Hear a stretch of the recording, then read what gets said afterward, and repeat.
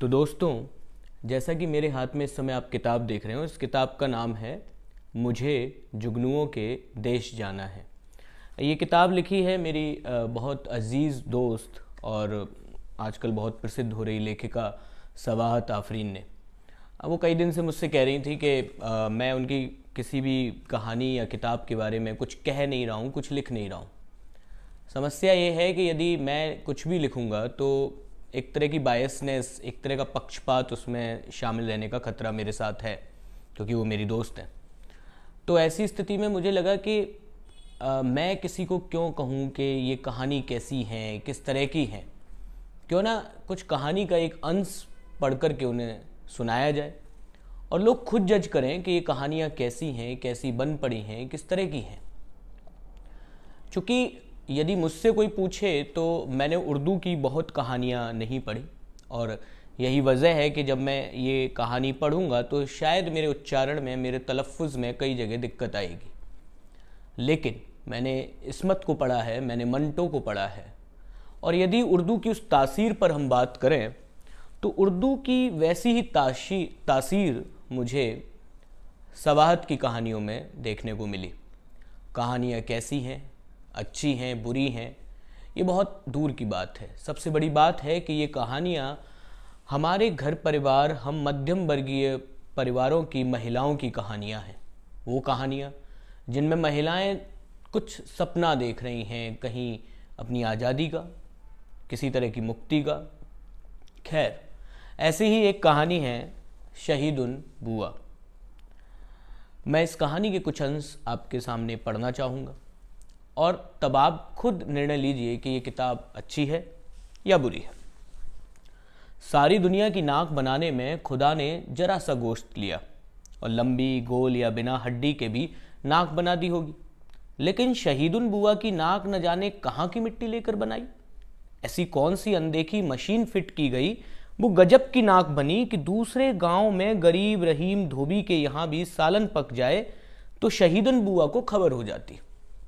ऐसी तेज तर्रार, जांच पड़ताल करने वाली नाक से शहीदुन बुआ के अलावा पूरा गांव तबाह था।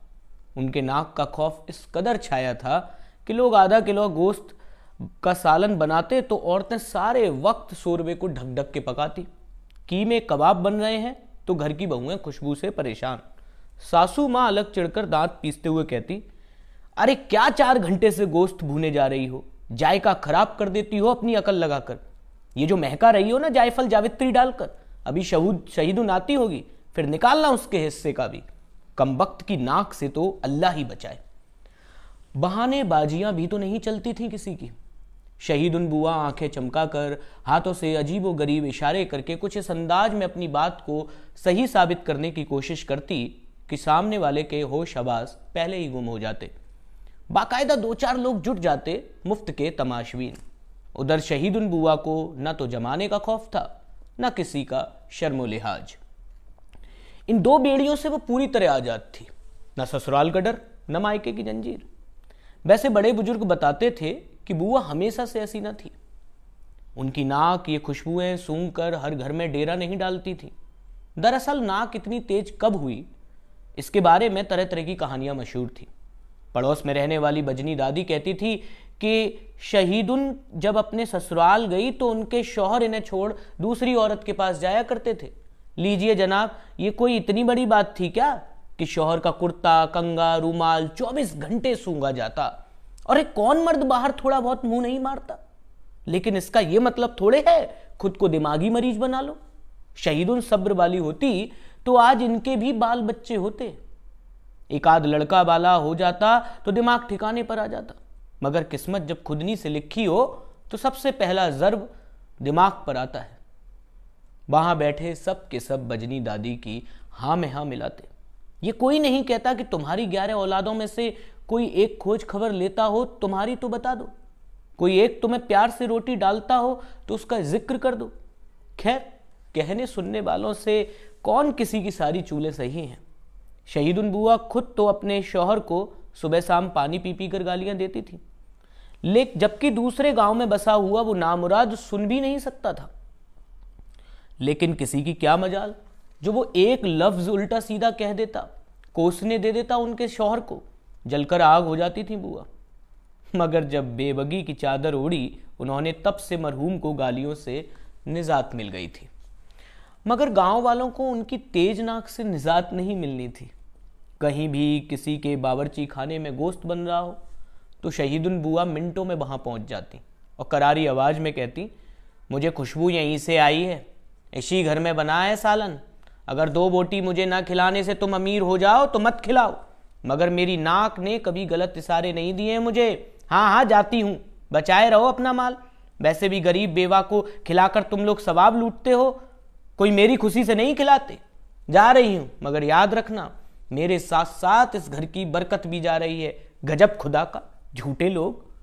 शहीदुन बुआ ऑल फॉल बकती रहती, मगर उस जगह से तब तक टस से मस न होती जब तक उस घर के बने सालन से अपना हलक तर न कर लेती। बाकी गांव के लोग मेहनत करते कमा रहे थे, हैसियत अच्छी थी उनकी। कभी बिरयानी, कभी कबाब, कभी कीमा कलेजी, तो कभी कोरमे 2 प्याजे बन रहे थे। मगर निसार दर्जी की मेहनत उसके घर के बावर्ची खाने में कम ही दिखती थी। निसार यूं तो सिलाई मशीन पर दिन भर बैठा रहता, मगर उसकी सोने की रफ्तार वैसी ही थी जैसे दिन भर मांगो तो दिया भर, रात भर मांगो तो दिया भर। खैर, निसार की काहली की बदौलत उसके यहाँ दाल रोटी बन जाए तो वही गनीमत हो जाती थी। शहीदुन बुआ की नाक तो थी ही ईमानदार। निसार दर्जी के घर की दहलीज बिना सालन शोरबा के बुआ क्यों कर पार करती। लेकिन कहते हैं ना, बिल्ली के भाग से छीका टूटा। निसार ने अफसर कसाई की बीवी का सलवार जंपर ऊंघते ऊंघते कुछ इस अंदाज में सिल दिया कि अफसर कसाई की बीवी खुशी के मारे निहाल हो गई और शुक्राने के तौर पर आधा किलो गोश्त निसार के घर भिजवा दिया। क्या तो जायकेदार तोहफा आया था। निसार की बीवी खिल उठी। जमाने के बाद मजे का सालन बनाने में वो ऐसी मशगूल हो गई कि शहीदुन बुया का ख्याल ही न रहा। उसने खूब मसाले डाले, तबीयत से भूनकर लजीज कोरमा तैयार किया। लो साहब, इधर खुशबू उड़ी, उधर दुर्घटना घटी। नाक ने तेजी से अपना काम किया। शहीदुन बुआ को खबर लगी। शहीदुन बुआ हैरान, आज नाक ये किधर के इशारे दे रही है?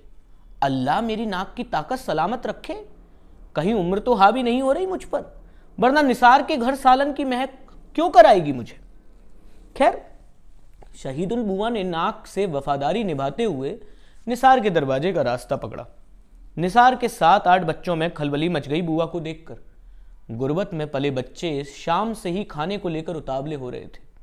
बावर्ची खाने में खबर पहुंच गई, जिसे सुनकर निसार की बीवी आपे से बाहर हो गई। बोली, जमाने बाद आज सालन बना रही हूं तो मेरे बच्चों का हिस्सा ये गटकने आ गई ना। भाई कुछ भी हो जाए, मैं आज नहीं देने वाली, पहले मेरे बच्चे फिर कोई और। तो क्या हुआ फिर उसके बाद? क्या शहीदुन बुआ निसार दर्जी के घर का वो सालन खा पाई? और यदि खा पाई तो क्या गुर्बत में पले उन बच्चों को वो गोश्त, वो सालन, वो उस दिन की दावत उड़ाने का मौका मिला? और यदि कुछ और हुआ तो क्या हुआ? अब वो जानने के लिए आपको ये किताब खरीदनी पड़ेगी, क्योंकि आगे की कहानी मैं नहीं बताने वाला। धन्यवाद।